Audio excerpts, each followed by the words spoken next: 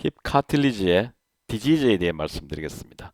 제일 흔한 병변이 오스테오아트라이티스고 OA는 레디오그래픽 이밸류에이션으로 진단하게 되죠. 그 중에 가장 많이 사용하고 있는 그레이딩은 테니스 그레이딩이 되겠습니다. 테니스 그레이딩은 조인트 스페이스를 중심으로 그레이드 제로는 정상, 그레이드 1은 마이너 조인트 스페이스 내로잉, 그레이드 2는 moderate, 그레이드 3는 severe 조인트 스페이스 내로잉의 소견과 그 외에 여러 가지 소견들을 같이 이밸류에이션 하게 되겠습니다. 그래서 기본적으로 그레이드 제로에서 그레이드 3, 즉 1, 2, 3는 마일드, 마더레이트, 시비어로 생각하시면 되겠고요. 또 켈그렌 로렌스 스코어를 요구하는 데도 있고 또 이밸류에이션 하는 데가 있는데 이것은 그레이드 0에서 그레이드 4 다섯 단계로 이밸류에이션 하게 되죠. 니 조인트에서 쓰는 켈그렌 로렌스 스코어를 그대로 가져와서 쓰는데 이것은 그레이드 0는 노멀, 그레이드 1은 possible 혹은 suspicious, 그레이드 2는 definite.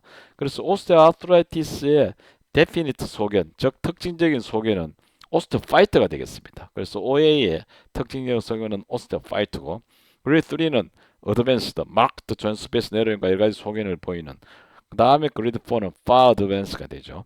그래서 기본적으로 0에서 4까지 다섯 가지 그레이딩을 하는 경우에는 그레이드 0는 normal, 그레이드 1은 suspicious, 그래서 2는 definite.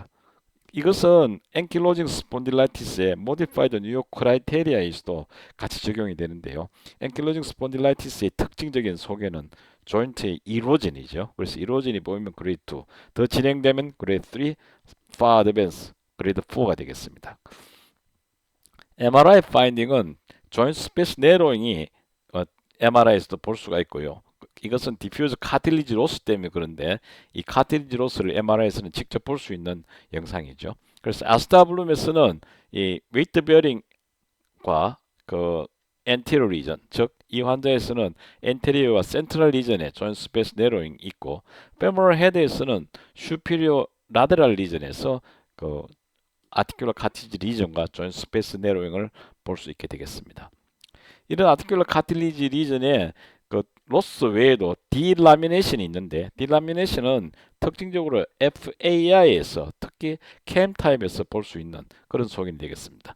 여기에 보시면은 아스타블룸에 레이브룸이 있고 여기 포사가 있으면서 그 주위에 카틸리지가 이렇게 U자 쉐입으로 보이게 되는데 이 디라미네이션은 스페시멘에서 보시면은 이렇게 카틸리지가 벗겨지는 것이죠. 여기 터지는 것 없이 이렇게 되는 것을 디라미네이션으로 그러고 이 디라미네이션은 MRA에서 보시면 브라이트 시그널 인텐시티가 로 시그널의 그 카틸리지를 따라서 하이퍼 인텐시티 카틸리지를 따라서 슈피리어 아스타블룸에서 보이게 됩니다.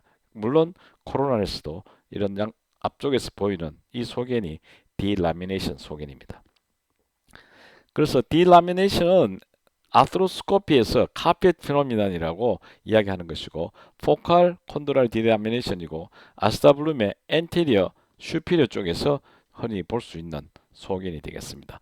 아트로스코피에서는 75% 정도 발견할 수 있지만 스탠다드 MRA에서는 그 거의 진단이 어려운 그런 소견이 되겠습니다. 그래서 트랙션 MRA를 해서 진단율을 높이라고 하고 있고 이 카틸리지 저널에서 보고된 바에 의하면은 이런 그 플루이드가 카틸리지 아래쪽에 보일 때 이것이 그 딜라미네이션 소견, 즉 카피트 피나미난의 MRI 영상 소견인데 이것은 스페시픽하지만 매우 언커먼하다고 되어 있어서 이미징만으로는 진단이 어려운 경우가 많겠습니다.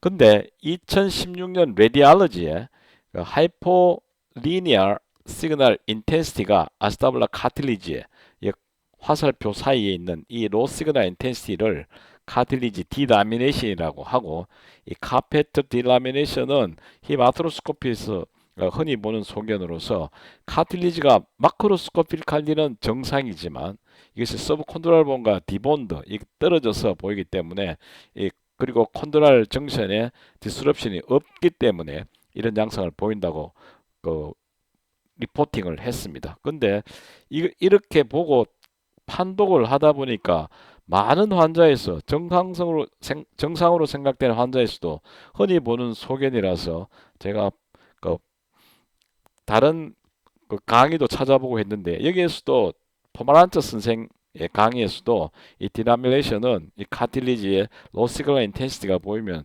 90%의 스페시픽 사인으로 이야기를 하고 있습니다. 물론 여기에서는 이제 그 리가멘트 테레스에 프레잉이 있다는 이야기를 하지만 이 소견이 90%의 스페시픽하게 디라미네이션이라고 이야기를 하고 있습니다. 근데 너무 흔히 보여갖고 제가 박은혜 교수님께 이게 여쭤봤습니다. 근데 박은혜 교수님은 단호하게 이거 그 소견은 이 소견은 디라미네이션이 아니라고 레디알러지를 반박하고 있습니다. 여러 가지 이유를 설명하고 있는데 그 중에서는 이제 레이브룸이 일부는 본에 붙고 일부는 카틸리지에 붙게 되는데 이것은 그 여러 가지에서 같은 것을 이렇게 스캔할 때 보일 수 있는 것이고 또 이 컨트라스트 미디어는 이렇게 희게 보이는 것이지 이것도 컨트라스트 미디어가 아니라는 것이죠. 그리고 또 하나는 디라미네이션이 이렇게 스무드하고 예쁘게 보이는 것이 아니고 이렇게 더들더들하게 보이기 때문에 저것은 분명하게 디라미네이션 소견이 아니라고 이야기를 해서 저는 이런 소견을 보고는 디라미네이션 테어라고 판독하지 않습니다. 아티큘러 카틸리지 디지즈 중에서 마이크로 인스타빌리티가 있는 경우에서는 컨드랄 인저리가 오는 경우가 그 FAI하고 다른 로케이션인데요.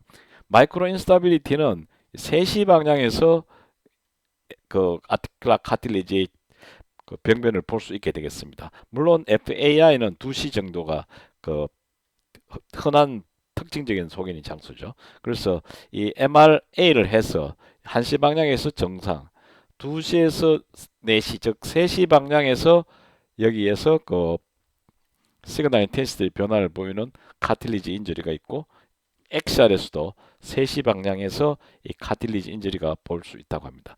이 3시 방향은 이 앞에 그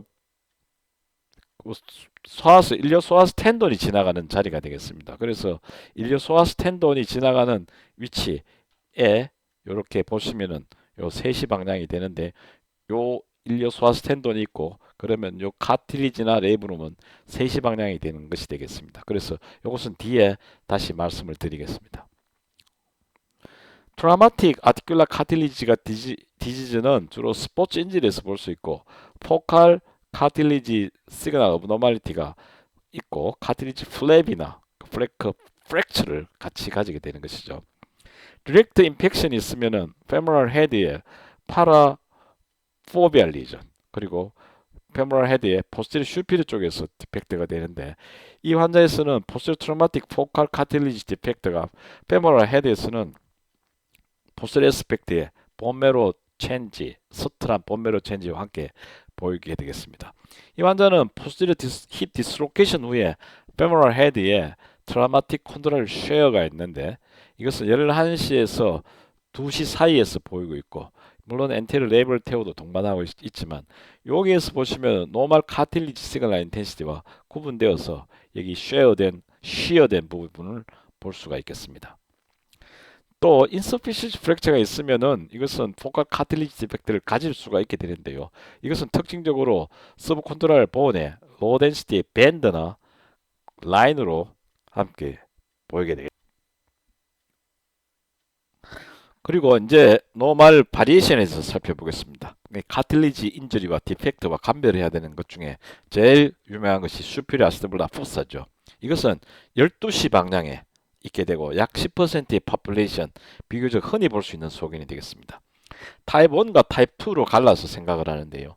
타입 1은 이것이 플루이드로 되어 있고 타입 2는 카틸리지로 바뀌는 것을 이야기하는데 이 환자는 18살 환자로서 힙페인을 주소로 MR 아트로그램을 했는데 이때는 그 MR 아트로그램의 그 플루이드가 차이는 타입 1이 되어 있는데 8개월 후에 트루 피스브로 검사를 해보니까 이것이 피지올로직 프로그레션을 해서 이 부위가 작아지면서 카틸리지로 채인 것을 알 수가 있는 소견이 되겠습니다.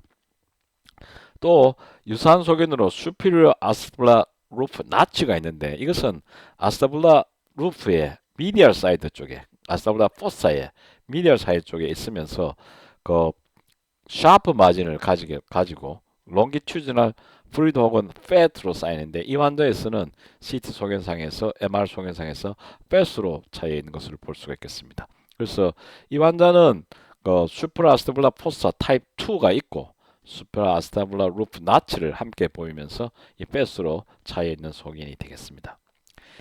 스텔레이트 크리즈, 스텔레이트 리전이라고도 하기도 하고 스텔레이트 크리즈가 진행되면 스텔레이트 리전으로 바뀌는 걸로 보고하는 데도 있습니다. 이것은 아스타블라 루프에 카틸리지가 없는 베어 에어리어고 이것은 그 수프라스텔라 포사나 루프 나치가 힐링되는 거 아니냐라는 의견을 내는 논문도 있습니다.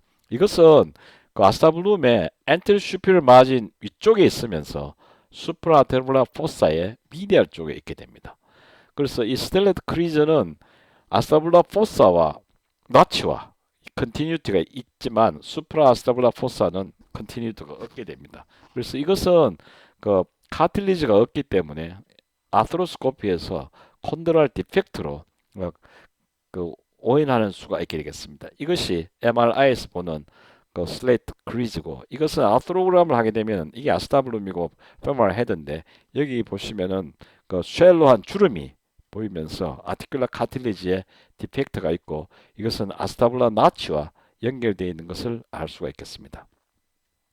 수프라스텔라 포사와 스텔레트 크리즈의 감별은 정리해 보면은 수프라스텔라 포사는 항상 12시 방향에 있게 되는 것이죠. 그리고 카틸리지 디펙트는 없고 그 다음에 아스타블라 나치와는 연결이 되지 않습니다. 그러나 스텔레트 크리즈는 앞에서 본 바와 같이 그 아스타블라 포사의 미디얼 사이드 쪽에 위치하게 되면서 베어 에어리어 카틸리지가 없는 것이죠. 그리고 아스타블라 나치와 그 컨티뉴티가 있는 것이 감별점이 되겠습니다. 그래서 이 아트로스코피와 그림에서 감별점을 보게 되면은 이 12시 방향 위쪽으로 올라가는 것이 수프라스테블라 포사가 되겠죠. 그리고 이 앞쪽에 이렇게 크리즈가 있는 것은 스텔레이트 크리즈, 즉 12시 30분 정도 방향, 미디얼 쪽에 있게 되는 것이고 이것은 그 포사와 연결이 되는 그런 소견을 직접 볼 수가 있겠습니다.